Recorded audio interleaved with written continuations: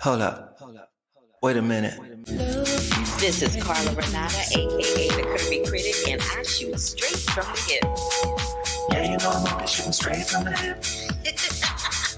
Let's take a trip around the curve.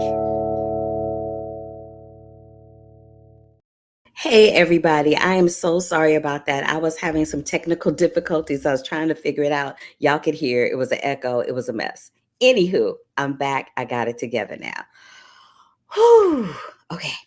So if this is your first time joining me, I hope it's not your first time. I'm hoping it's definitely not your last because I totally screwed up. But anywho, I'm Carla Renata. You tuned into the Curvy Critic with Carla Renata.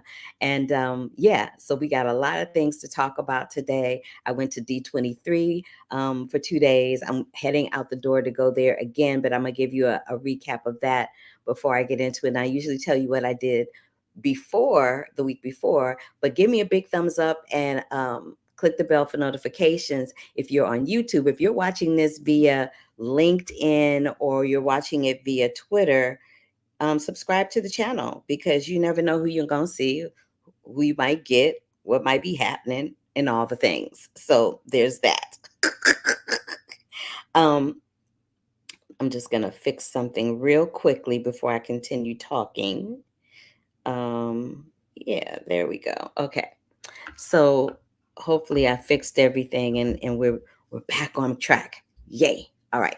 So what I did the week before was not a lot, did a lot of interviews, talked to a lot of people, but I celebrated this man right here. His name is Gil Robertson. He is the president of the African American Film Critics Association, otherwise known as AFCA. And he celebrated his big 60 last night. So I went to celebrate him. And as I said, I hit D23. And I'm going to talk about that, but I'm also going to talk about a film called Raw Peace. I've been talking about it for weeks now. I have an interview with another member of the movie War Games. Last time I talked to these two gentlemen, but this time I'm going to be talking to Janessa. So I'll have that interview. I'm also talking with Justin Simien, who has a docuseries on MGM Plus that is produced by Forrest Whitaker called Hollywood Black. I'm going to do a review of It Ends With Us, the Colleen Hoover adaptation that is in screens right now, or on screens right now. I'm also going to talk about a documentary called Daughters. I spoke with the filmmakers of that. We're going to get into a little Borderlands. And of course, we're going to get into a little Alien Romulus. I'm not reviewing the film, but I am talking to its director, Fede Alvarez. So having said that, let's get into D23, baby. I went, had my badge, got my act together, and then I went into the Honda Center where they were doing the Disney Entertainment Showcase. D23 is called the Ultimate Disney Fan Event. If those of you watching do not know what that is, the host is Yvette Nicole Brown. She came out guns a-blazing with her little black ears. I loved it. And then we kicked off with a nice production number with The Rock. You see him right down there in the middle underneath that leg. They did a whole production to let us know about Moana 2, and we got exclusive trailers for that. We also got exclusive trailers for things like Skeleton Crew, and I'm a big Star Wars fan, so yes, that is my Star Wars coach bag in that seat. We got a sneak peek look at the live animation version of Snow White, which is starring Gal Gadot and Rachel Zegler from West Side Story. That is them with Miss Yvette Nicole Brown. Marvel Studios kicked off a whole bunch of stuff. Kevin Feige came out and kicked it off. And then he was joined by Captain America himself, Anthony Mackie, talking about Captain America Brave New World. We also found out that the Descendants are doing a World Collide tour with zombies. That is Rita Ora giving us that tidbit of news. Disney Broadway did a bunch of productions. They did The Lion King. They did a new production of The Greatest Showman, a bunch of stuff. But this young lady in this picture right here, that is Rashidra Scott. She and I met during Avenue Q, and she was one of the muses for the production that they did of Hercules, which absolutely slayed. It slayed, it slayed, it slayed. So let's get back into talking a little bit more about D23. So the first night was the Disney Showcase. Night number 2 gave us presentations of cast like Percy Jackson and the Olympians, Abbott Elementary, Grey's Anatomy, and more. They also gave top 10 announcements from the Disney Experiences Showcase. They said that the Disney Cruise Line will be adding 4 new vessels. Monster Inc. is going to be at Disney Hollywood Studios. There's going to be Pixar Animation Studios' beloved Cars franchise is coming to a reimagined area of Frontierland. Villains Land is going to be at the Magic Kingdom. Tropical Americas is going to be at Disney's Animal Kingdom. Avatar is going to have a whole new experience at Disney California Adventure. The first ever audio animatronics figure of Walt Disney is going to be playing on Main Street Opera House at Disneyland. And there are so many more announcements, a plethora of them. Today is day 3, and they are going to get into the Legends ceremony, among other things. Ryan Seacrest will present the awards to incredible visionaries and talent at the forefront of their fields, including and not limited to Colleen Atwood, Angela Bassett, Martha Blanding, James L. Brooks, James Cameron, Jamie Lee Curtis, Miley Cyrus, Steve Ditko, Harrison Ford, Mark Henn, Frank Oz, Kelly Ripa, Joe Rohde, and John Williams. So that is it. If you're in the Anaheim area, there's a few hours left to hit over at D23. Let me look at these comments real quick. If I have any, nope, but I know that Brandon and Sav Productions were in here earlier when I was having my technical difficulties. So thank y'all for popping in for that. Let's get into these reviews, shall we? All right. I told you I was going to talk about this film called Rob Peace. Rob Peace is going to hit theaters on August 16th. That is this Friday. It's produced by Antoine Fuqua and is starring Chiwetel Ejiofor, who also wrote the screenplay, adapted the screenplay from a book, the 2014 biography called The Short and Tragic Life of Robert Peace by Jeff Hobbs. It premiered at Sundance earlier this year, and it is being produced by Republic Pictures. Now, what this film is actually about is there's this young man named Rob Peace, and he ended up, let me come on camera so that you can see me talking about it. All right. So it's a true story. So this really actually happened to someone. His father got arrested for 2 counts of murder in the first degree, a double homicide. His father claimed he didn't do it, but he went to jail anyway. So Rob got accepted to Yale University, and he used his time to figure out a way to get his father out. He got his father out once on a technicality, but then he went back in for a second time. And while he was in during that second time, his father was diagnosed with cancer. And then he spent the rest of his life trying to get his father out, but of course his father did not make it. But what this film really deals with is the injustices of the judicial system when it comes to Black men. You can't ever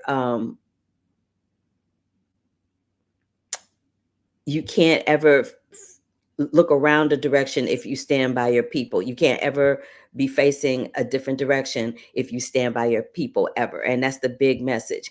And the other message is whatever hurts my brother hurts me. This man, Rob Peace, was the son of a convict.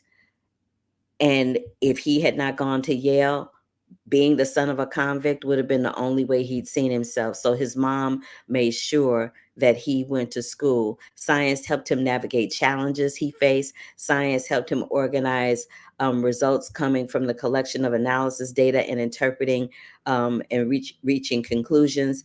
And making a child, one thing that really struck me is that making a child grow up before their time in the name of family and robbing him or riddling him with guilt over this problem that his dad created is not fair.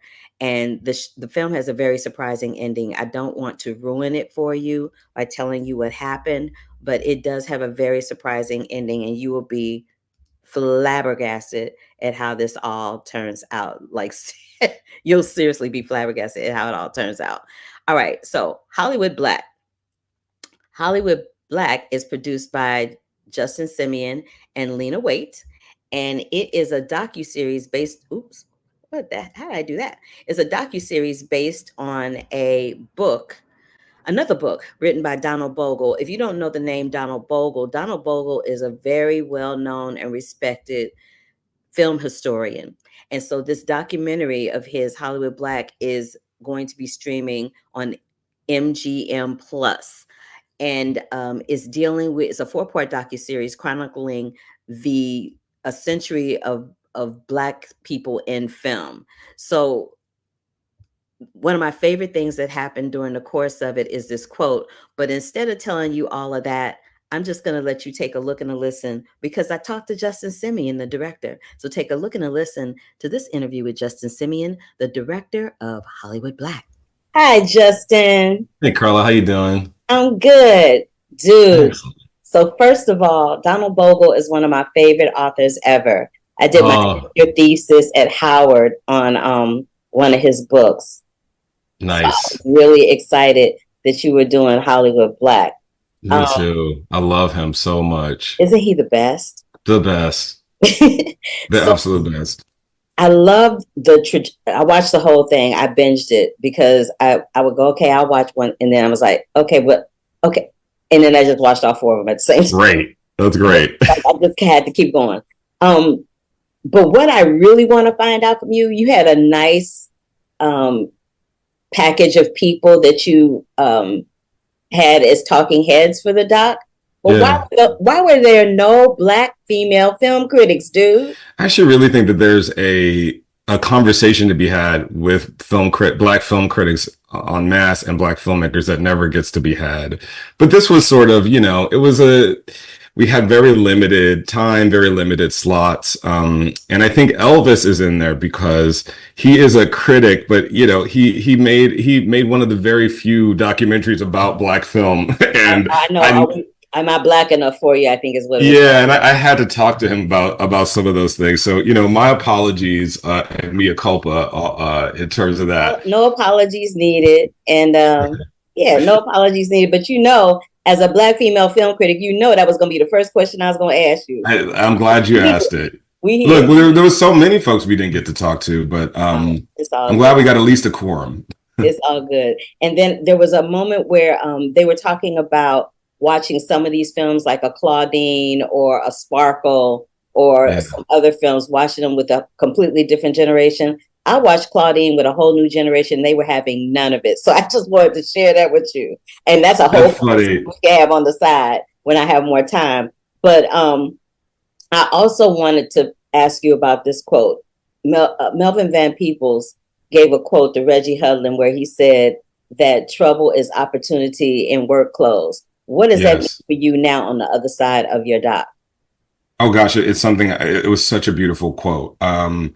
Trouble is opportunity in work clothes means that in a time of upheaval and crisis for Black people, that means this is actually your moment. Dear White People got made in such a time, and the series got made in such a time where there was some kind of disarray, something was falling apart. This doesn't normally happen. We don't normally do this.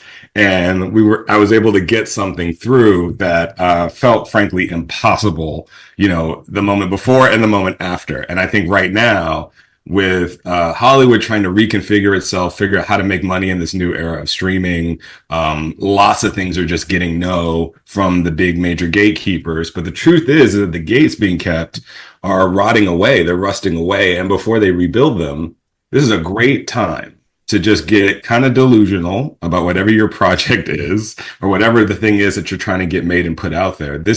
We're entering that window where it is time to kind of hustle and get it done. With Dear White People in particular, I had no idea how to get that movie made whatsoever, but I just had the attitude by hook or by crook.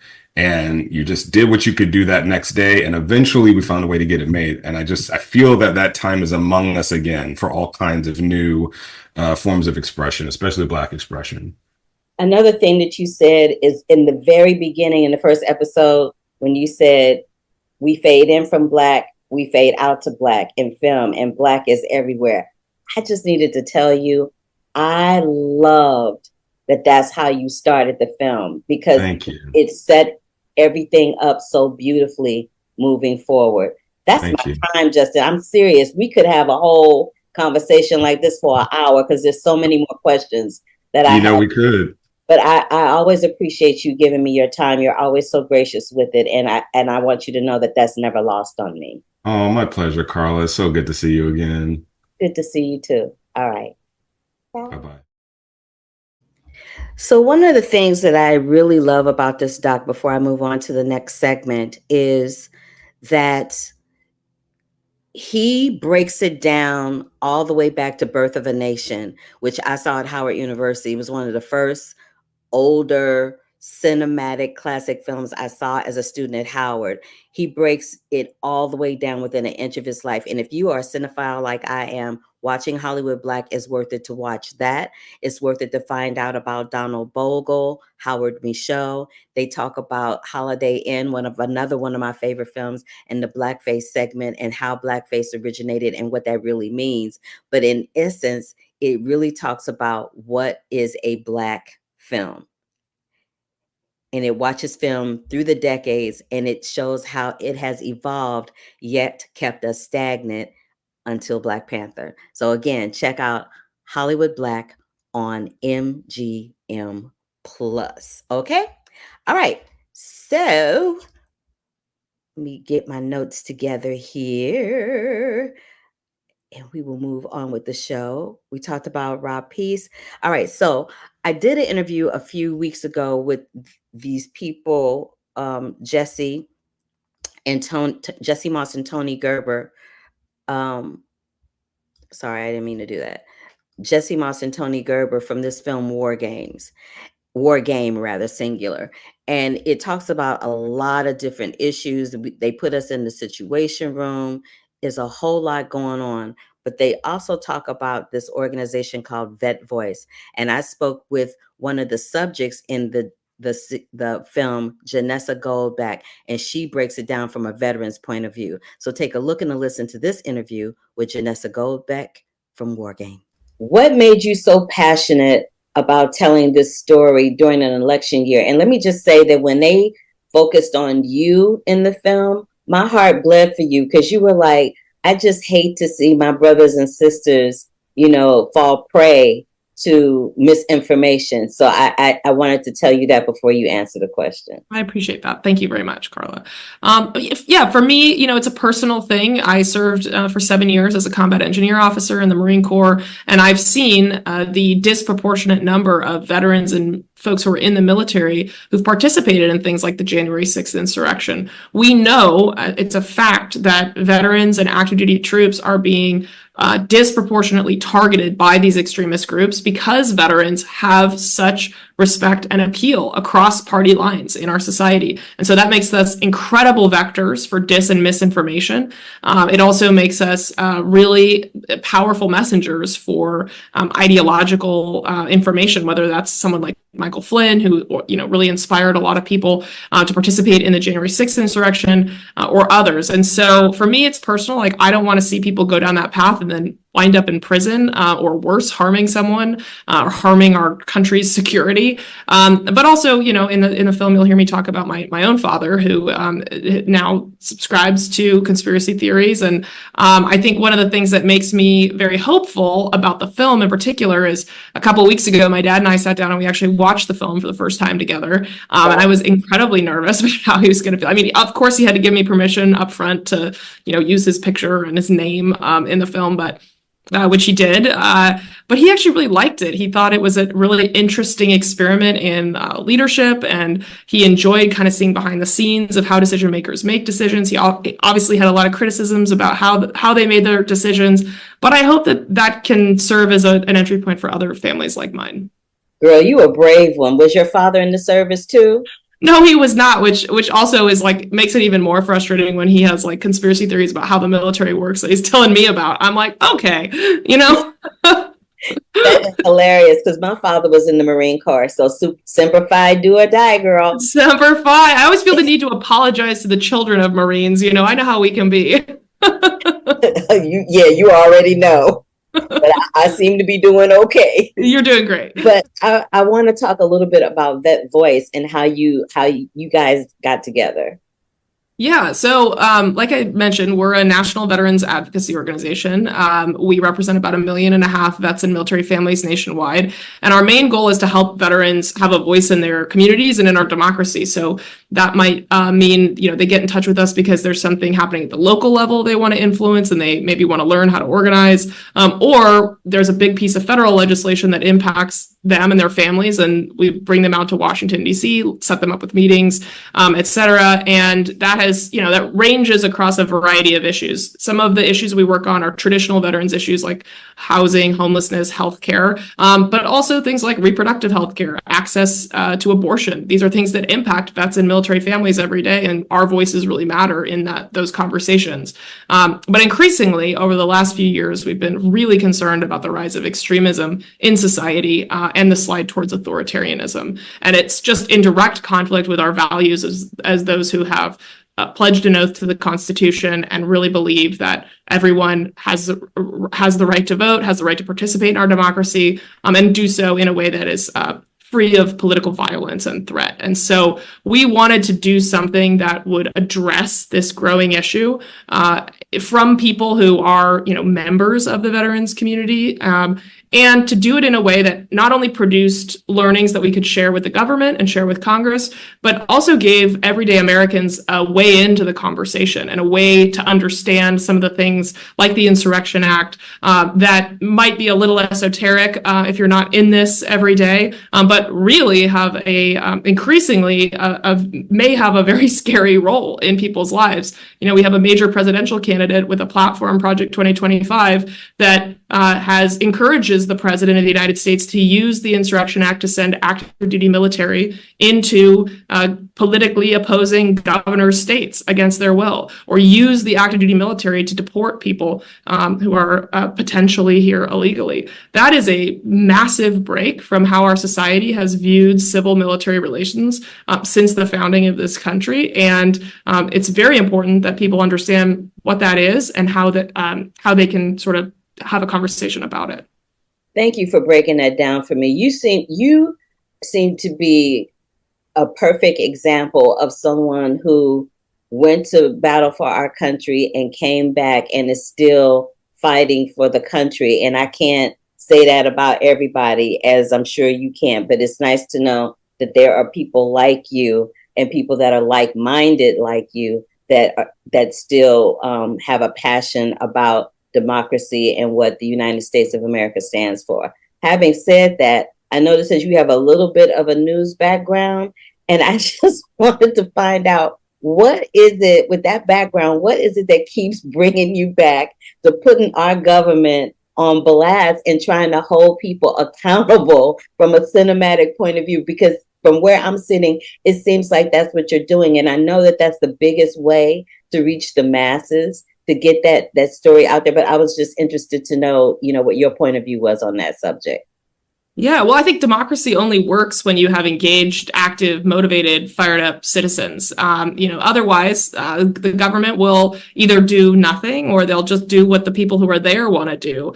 The whole point of democracy is that it's responsive to those of us who vote to bring people into those offices. And so for me, this film does two things. One, it does expose some of the challenges that we face, and I think some of the weaknesses that our government has had in, for instance, building more checks and balances into the Insurrection Act, going after extremists in the military, and we know are there today, making sure that neo-Nazis don't join the military to begin with, and really committing to a screening process.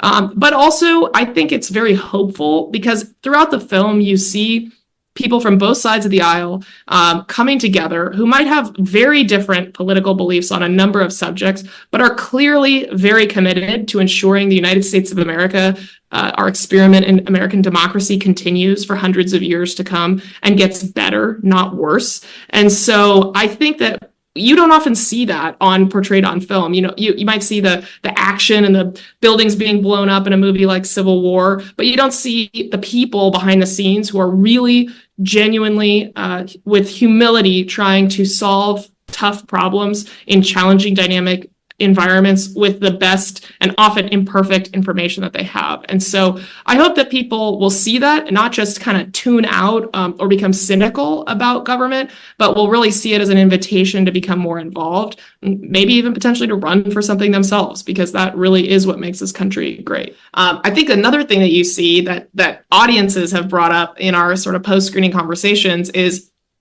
how influenced or confused they are by sort of the information environment, the amount of disinformation on social media, the fact that there are media outlets that have an agenda versus another. This is a real world thing that we're living through right now. The use of AI to create deepfakes, which isn't even challenging. You even see the red cell at one point just whip up a video out of nowhere, and that gets in front of the president at one point. So we are living in a moment where every American isn't watching the 5 p.m. evening news on the same channel. I mean, we're watching news or ingesting news on different planets. And so we have to ensure that our government is nimble enough to be able to respond to that fractured media environment. And I think that's something that you saw them struggle with in the film, and our government will continue to struggle with as we kind of wrap our brains around this new situation we find ourselves in.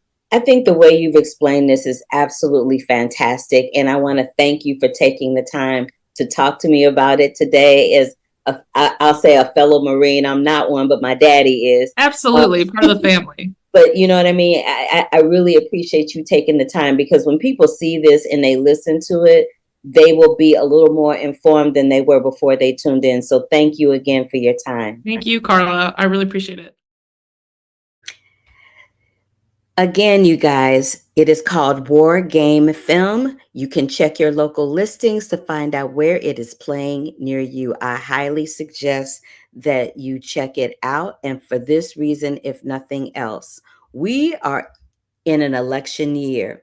This film, if you are confused about democracy, if you are confused about misinformation, if you are confused about how there are military forces, that there are people from the military, rather, that are being recruited with this misinformation, this film is a must see for you. I promise you.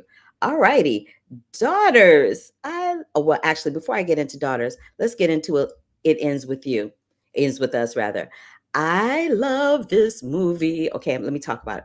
So it's adapted from a Colleen Hoover novel. It's directed and starring Justin Baldoni, who is on the right of your screen, and Blake Lively, who is on the left and right of your screen. It centers on Lily Bloom, who's played by Lively, as she navigates a romance with this charming, overly persistent neurosurgeon Ryle, played by Justin Baldoni. And he's also, like I said, the film's director. He's still grappling with memories of domestic abuse, and she's still dealing with memories of domestic abuse she witnessed her mother suffer. And he's dealing with his own demons, which get in the way of the film.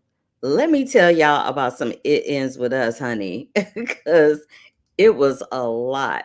So what I'll say first and foremost is that the chemistry between these two actors on screen was bananas. They sizzle.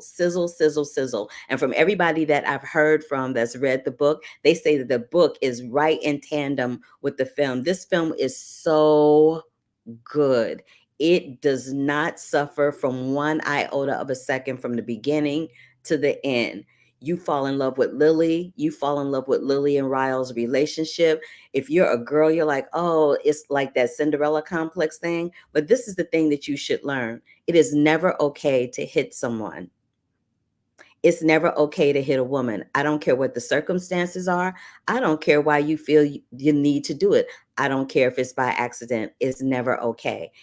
And it also serves to prove that when you are in this cycle of emotional and physical abuse, you have a choice. You have a choice to stay there and deal with it because you think you don't have a choice, or you have a choice for it not to go into the next generation. I'm telling y'all, this film is wonderful. Now, I heard through the grapevine that there were some problems with the stars, because I noticed that when they did press this week, Justin and Blake Lively did not do press together. They did press separately. That's a whole nother situation. And that's speculating and that's gossip, which I don't engage in. But I'd be remiss without letting you know that, because you're going to go back and you're going to go and look at some of these interviews that people have done, and you're not going to see them together. And you're going to wonder why you don't see them together when they were so on point and magnetic as a couple on screen. So that would be the reason why. Jenny Slate is also in this film. Hassan Minhaj is also in this film. Jenny Slate plays Ryle's sister. And there's another young man who plays the role of Atlas. I don't want to tell you too much about it if you haven't seen it, because it really is a great film.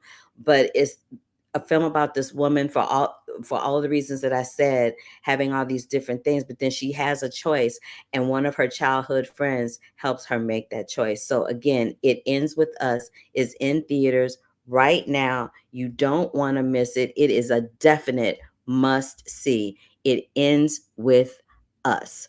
Daughters is a documentary that will be streaming on Netflix this week. It is directed by Natalie Ray and Angela Patton, with the executive producer Kerry Washington. It centers around 4 girls preparing to reunite with their incarcerated dads for a special daddy-daughter dance at a Washington, D.C. jail that deals with and so the documentary eventually rolls around to let you know how this daddy-daughter dance ultimately taps into the healing power of love. I had an opportunity to sit down and talk to Natalie Ray and Angela Patton, the directors of the film. So take a look and a listen to this interview with them. Hi, ladies. How are you? Hello. I am great. You know, I saw this film at Sundance, and there wasn't a dry eye in the house, including mine. There was this dude sitting next to me, big old strapping, good-looking white dude, and he was a blubbering mess. Oh my gosh! Wow, amazing! I'm so glad you were there. It was such a special. Yeah, we were sitting like right in the front, over to the right. But I just had to let y'all know that before we start. Thank you. That's so cool. I also wanted to ask this about the music. I noticed that you guys picked music from very culturally prolific artists like Beyonce and Frankie Mays with Before I Let Go and Freedom. And it wasn't lost on me that you picked these culturally iconic artists to drive the story. But why those 2 particular songs? Well, the girls get to choose the playlist. Oh, okay. Yes, the girls. So we really wanted to take this film to another level, which we wanted to lead with the girls. The girls led most of the film for Natalie and I, and the music is a big part of it, specifically for the songs that you have mentioned. And so we just were like, wow, this is working, you know, and it's culturally probably resonating with you, because why wouldn't we pick those songs, right? You know, for the girls to really just sit in the room with her mom and understand that, you know, that Beyonce and Kendrick Lamar is like her inspiration. And what I do know specifically in the Black culture, what gets us up every day is the love of music. That is our motivator, our teacher, you know, our comforter. And so I believe that we just got lucky with that they chose those songs and they work perfectly in our editing process. Yeah, the timing as it comes out now worked perfectly in the process. Yes. You're absolutely right. One of the things I also loved, and it wasn't lost on me, is that you all told the story evenly by showing the understanding for the moms, like that moment where the young lady is speaking to the moms and saying, I know this is hard for y'all. You're the one that's always there. It's hard to let them go for this one day. And I wanted to find out from you how important it was for you to show all sides of the coin, including the daughters and the dads and brother Chad and the moms. Well, the young lady was myself. I'm the lady who was speaking to the moms, and I knew immediately when the girls decided that they wanted to take this dance into a jail that we had to do the work with mothers, right? Because although the jail makes the decision if we can move forward with the request, the sheriff decides who's eligible, the father sign up and get excited, the caregiver and or the mother is the deciding factor.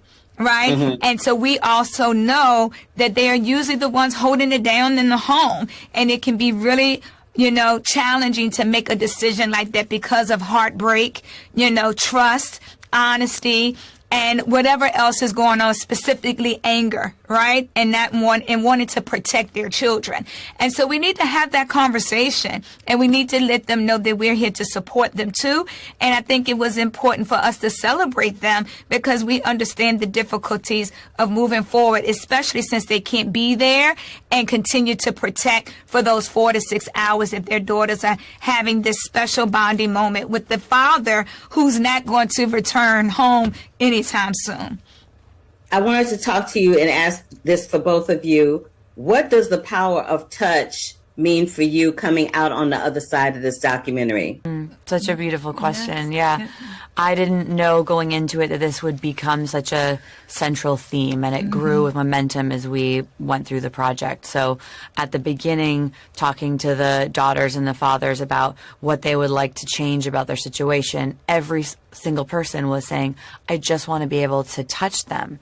And then kind of taking a step back and all of these fathers saying, yeah, they've stopped us to be able to have these touch visits. We used to be able to go into a room and either, have a real play around a table or have them sit on our lap, or at least we had a glass wall where we could really look into each other's eyes and have like a human moment. But then they explained this new video conferencing system where kids and their moms would go through security and then still only be able to look at their father on a TV screen. And what the moms were described was that was so dehumanizing and so scary and such an awful experience that the girls end up saying, I don't want to go.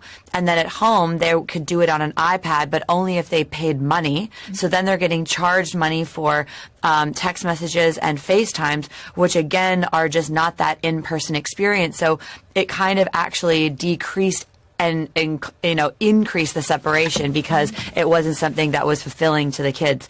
So we just see that, and I think you can really see that in Aubrey and some of what happens in a short few years of one of the strongest father-daughter relationships I've ever witnessed, and how that type of no contact is really separating and dividing.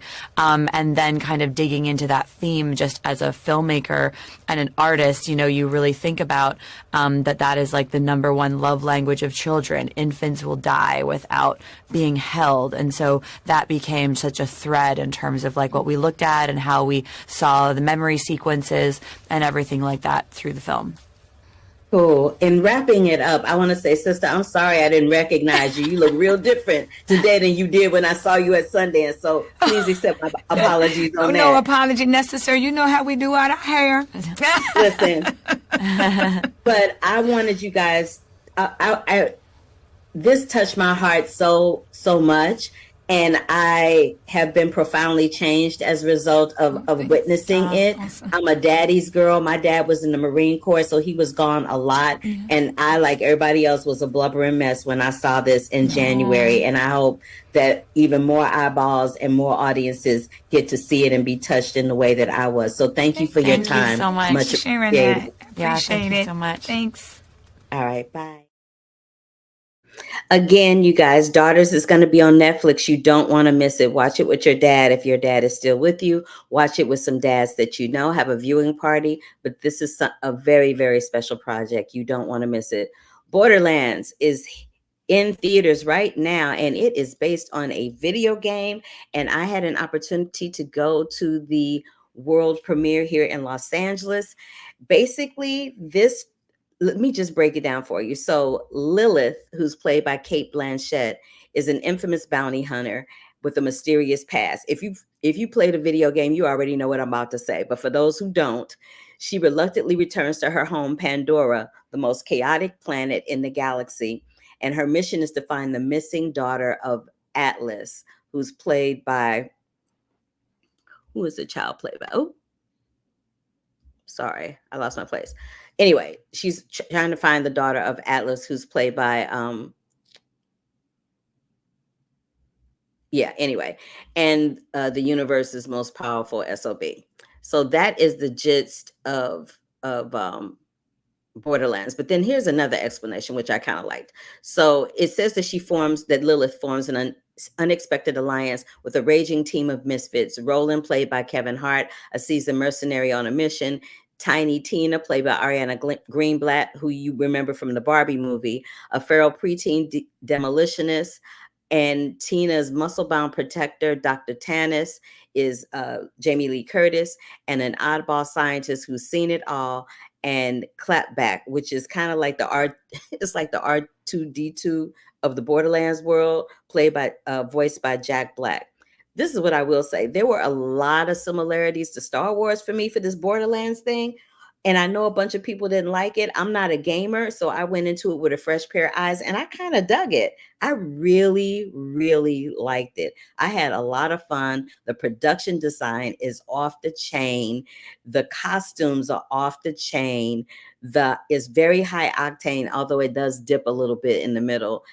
The women in this film are holding it all the way down. And I think I enjoyed that more than anything else. Because a lot of times when you see these high octane, action adventure types of films based on a video game or anything else, the men are always driving the action. And I love the fact that the women were totally holding it down and kicking butt every iota of the way for the entire film. The soundtrack in this the soundtrack for Borderlands is bananas. Loved it, loved it, loved it.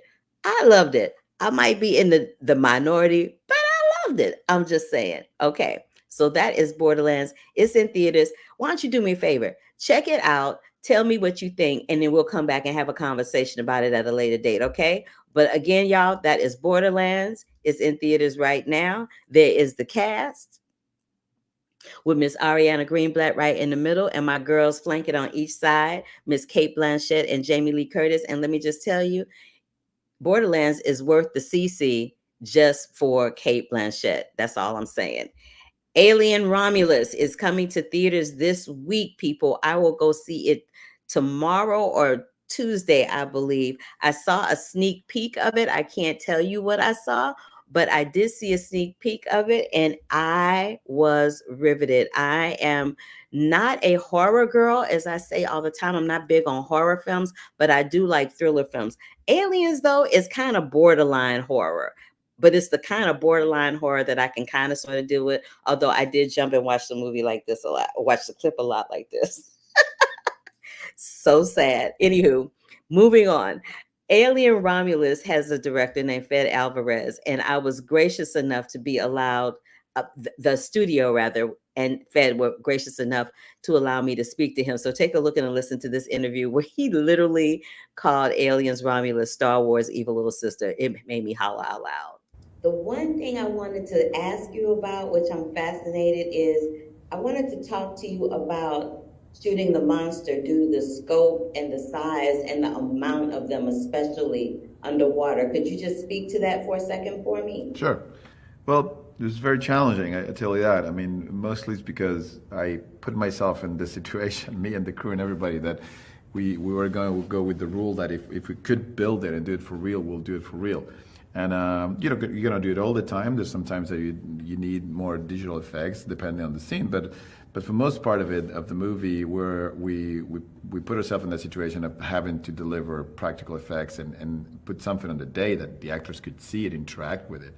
So that's a lot of work, and it's harder, and it's not that it's just the work itself. It's just techniques that have been kind of forgotten a little bit. They haven't been used for many years. So everybody had to relearn them. We had to bring the masters of it, like people that work actually on the original Aliens that were in their 20s, and now they're like veterans at what they do, and they're the best of the best, and they had to re-educate ourselves in how to really make it work, how to shoot it, how to work with the actors, how to work on the water. Like it's harder, but I think movies are easy to make or hard to watch sometimes.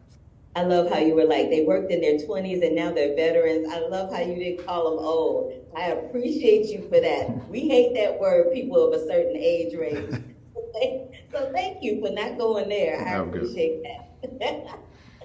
What is it about this franchise that enticed you and excited you about being its director? I just love this world of realistic but kind of retrofuturistic space movies, right? It's that I always saw Alien like Star Wars evil sister almost, right? Like it's like an evil twin. It's like because Alien actually comes in theaters, the original Alien comes 1 year after Star Wars. It was kind of an answer to Star Wars, but it was that kind of very similar universe and similar world, but done with horror.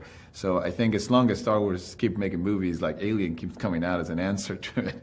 So there's something about that always fascinated me, like how you take that world and you give it a kind of a evil twist to it. I love how you called it Star Wars evil sister. I am running with that one. Thank you for that quote right there. Thank you. Clearly, you're a fan of the sci-fi genre. Other than the Aliens franchise, what would you characterize as your favorite sci-fi film? Oof. I think for me, as a science fiction film, I think always Back to the Future is one of my favorite films in general. So definitely that's the one that has a special place in my heart for sure. What is it about that film that grabs you exactly? I think it's so many things, but at the time, obviously, when you watch that first movie, which is still a perfect movie, there's so many original ideas and so many things you have never seen before.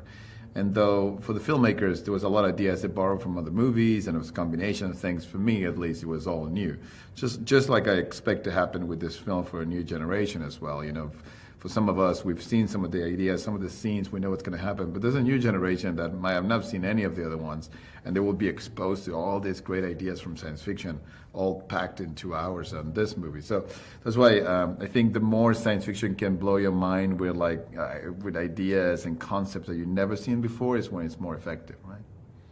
Very well stated. Very well stated. I got a little clip of this last night, and I was, if I'm being transparent, I'm not a big fan of the horror thriller genre just because I'm a big old baby.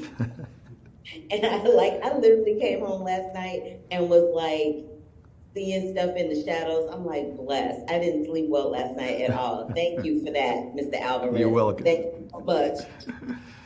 But that is my time. Thank you so much for giving me a slice of your time today. Thank you. Thank you. It. Thank you so much. You're welcome. Bye. So next week, you guys, I'll be, there we go. A little light situation. Let's smooth this up. There we go. So I will be back next week with a review of Alien Romulus, but I wanted to give you guys a little sneak peek today to hear what Fed had to say, calling the Star Wars evil sister. That made me holler out loud. So when I come back, I'll be talking about Alien Romulus. I'll be talking about 1992. And in the coming weeks, I'll also be talking about the Supremes at Earl's All You Can Eat with my sisters, Uzo Aduba, Anjanou Ellis, and Sanaa Lathan. I will come back next week talking with 1992. I'll have the cast, Scott Eastwood and Tyrese. And just a small note that this was the last feature film that the iconic Ray Liotta was able to act in. Just as a recap, we talked about Borderlands. Make yourselves to a theater to see that.